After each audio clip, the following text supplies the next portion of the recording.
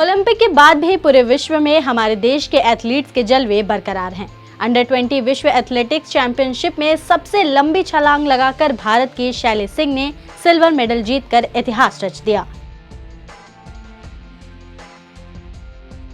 भारत को यह medal long jump में पहली बार मिला है। शैली के इस अद्भुत और शानदार प्रदर्शन के लिए पूरे देश को उन पर गर्व है। पर सभी जगहों से मिल रही वाहवाही और शाबाशी इस जीत के पीछे के संघर्ष की कहानी नहीं जानते। इस बारे में हमने पहले शैली की मां विनीता सिंह से बात की। उन्होंने बताया, बिना आमदनी के मेरे ऊपर 3 बच्चों की जिम्मेदारी थी, पर किसी के आश्रय रहने की बजाय मैंने खुद से ही सिलाई का काम शुरू किया।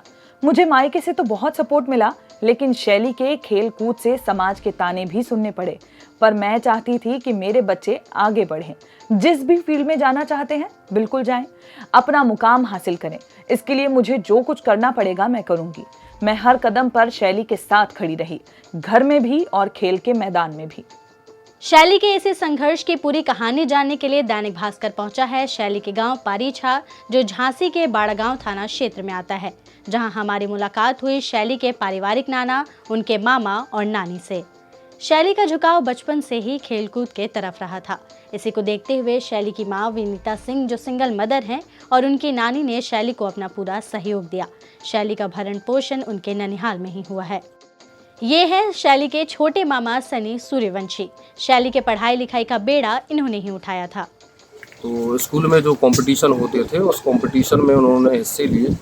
वहाँ पे उनका अच्छा लगा टीचरों को कि भाई जो परफॉर्मेंस उन्होंने दिए है, तो उस परफॉर्मेंस के उससे क्या रहा कि भाई उन लोगों को लोकल्स के जो स्कूल थे पारीछा में, उन सब में उन्होंने भाई दौड़ की, रेस की, जो भी अन्य खेल कूद है सब में भाग लिया उन्होंने।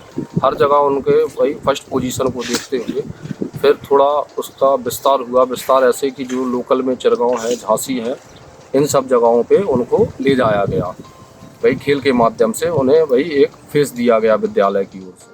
शैली का बचपन आर्थिक तंगी और संघर्षों में कैसे बीता, सुनिए शैली के पारिवारिक नाना उदय सिंह से।